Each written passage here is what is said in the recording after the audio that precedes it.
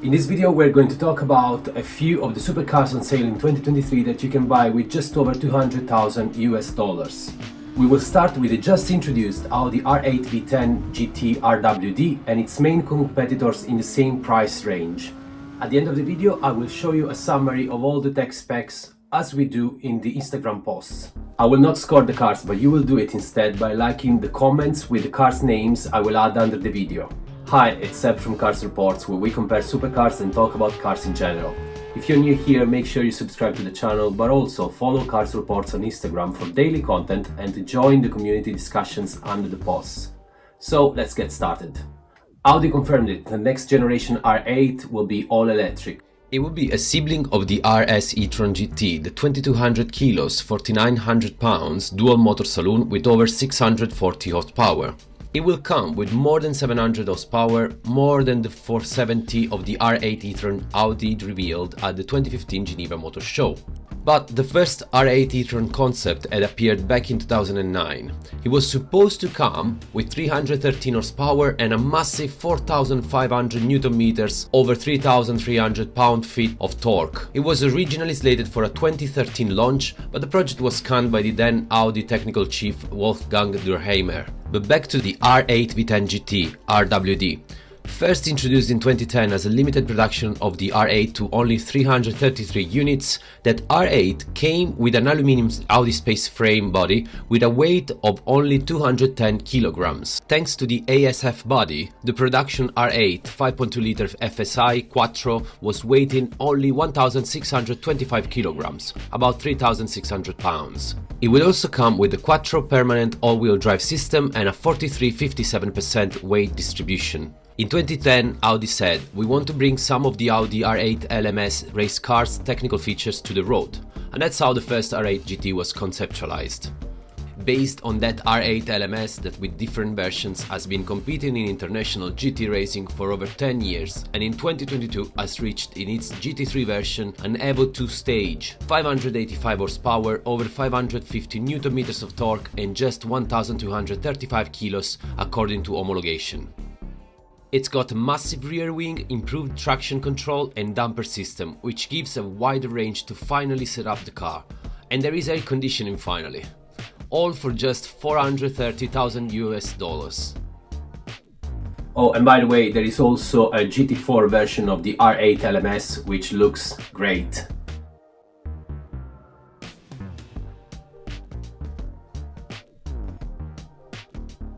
The first R8 GT came with a wing, air flicks on the front bumper and ceramic brakes. They only made 333 units of that. The same recipe goes for the new R8 V10 GT RWD. There are bucket seats, a carbon fiber anti-roll bar and forged wheels that save 20 kilos of weight. Also Michelin Pilot Sports Cup 2 tires, and to keep it with the car's track focus, buyers can add an adjustable coilover suspension kit. About the specs, you will better see it in the recap at the end of the video. Only the top speed remains, while 0-62 miles per hour improves of 0.2 seconds, and now it's not all-wheel drive anymore, while the 0-124 miles per hour is improved of 0.5 seconds. The engine is still the glorious V10 that gets to 611 horsepower, making the R8 GT the most powerful rear-wheel drive road-legal Audi ever produced. Another ace up its sleeve is the ability to adjust the amount of torque channeled to the rear axle by choosing from one of the 7 selectable levels. Audi did sell the first R8 GT as a Spider as well, but the new one is exclusively available as a coupe. Prices are not revealed yet, but should be just above the 200,000 threshold. Let's now have a look at the competitors. While Ferrari and McLaren embraced downsized V6 hybrid powertrains for their entry-level supercars, Lamborghini released its last series production Huracan, the $239,000 US Technica. Technica is the latest iteration of the very successful Lamborghini Hurácan, and it sits closer to the STO than the Evo model. It plugs the gap between the two with a less extreme aero package than the STO and a recalibrated version of the LDVI, Lamborghini Integrated Vehicle Dynamics System. It's a little heavier than the STO as you don't get the carbon composite body panels, but still 10 kilos lighter than the regular Evo RWD. Also, for this specific model, no Spider Technica is planned for launch. The 518 horsepower road-legal 911 GT3 RS is totally inspired from motorsport. It's got a high revving up to 9000 RPM naturally aspirated engine with racing DNA. Cooling and aerodynamics are very closely related to those of the motorsport sibling, the GT3R. First of all, not a 3 radiator layout of the previous RS, but instead a large angled central radiator located in the car's nose. This has also freed up space on the sides for active aerodynamic elements. There are continuously adjustable wing elements in the front and on the two-part rear wing that, combined to the other elements, provide more than 410 kilos of downforce at 124 miles per hour, which is twice the value of the previous generation and 3 times that of the current GT3. The maximum downforce is achieved at 177 miles per hour for a total of 860 kilos. For the first time also, a drag reduction system DRS is fitted that allows the wings to be flattened out and increase the speeds on straight sections of the tracks. Drag is instead maximized during high braking with the wings at air brake position.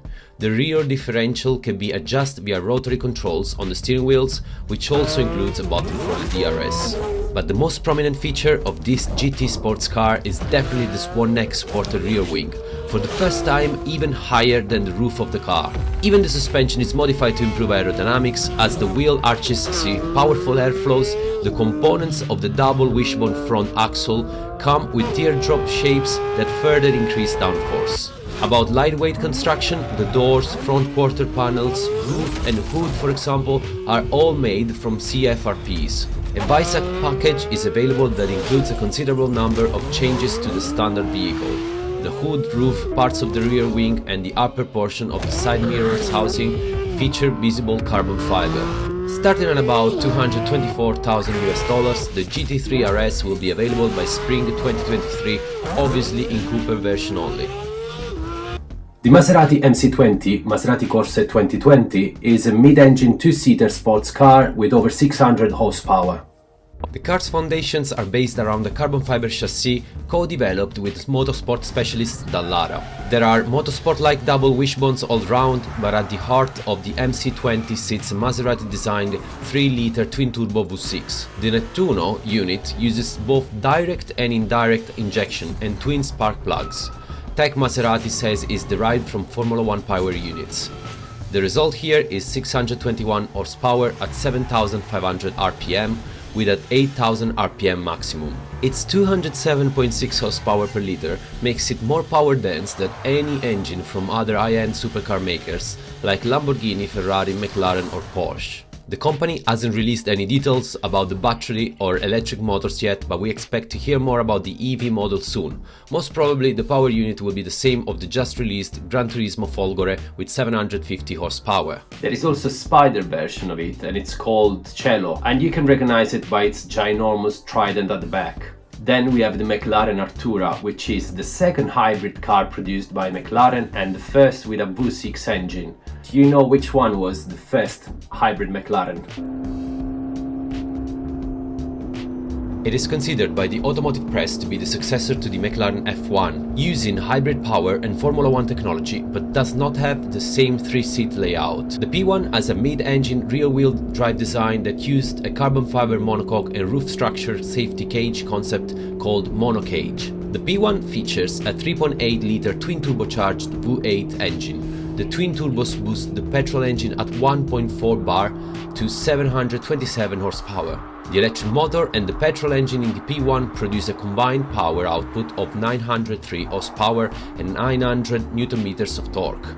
But back to the McLaren Artura, it inaugurates a new carbon fiber chassis called MCLA, standing for McLaren Carbon Lightweight Architecture. The Artura uses an all-new 3-liter twin-turbocharged V6 engine paired with an electric motor to produce a combined output of 671 horsepower at 7,500 RPM and 720 Nm of torque at 2,250 RPM. On its own, the engine produces 577 horsepower and 584 Nm of torque. The all-aluminium titanium engine has a bank angle of 120 degrees. This is to accommodate a hot V layout where the two turbochargers are placed in the V of the engine. The electric motor used in the Artura produces 94 horsepower. This motor replaces the reverse gear, similar to the Ferrari SF90 Stradale solution. The total mass of all electrical components is 130 kilos, which means that the Artura has a curb weight of only 46 kilos more than that of its predecessor, the McLaren 570S. Actually, a similar hybrid powertrain is adopted by the Ferrari 296 GTB, but I haven't included in the comparison because the price goes well over 200k.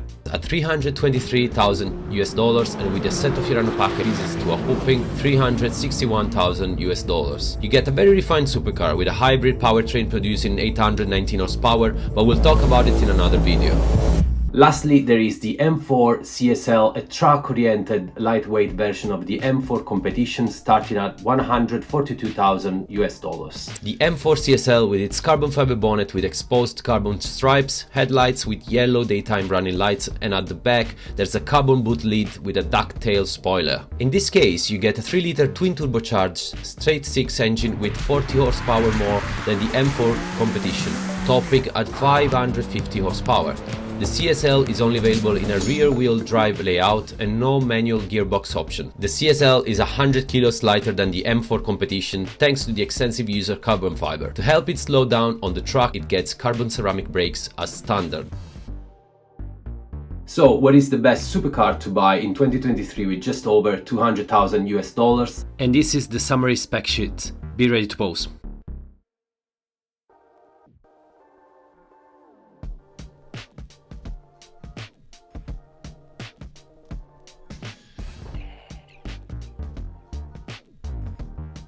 Let me know in the comment section below and don't forget to subscribe to the channel for more comparisons like this.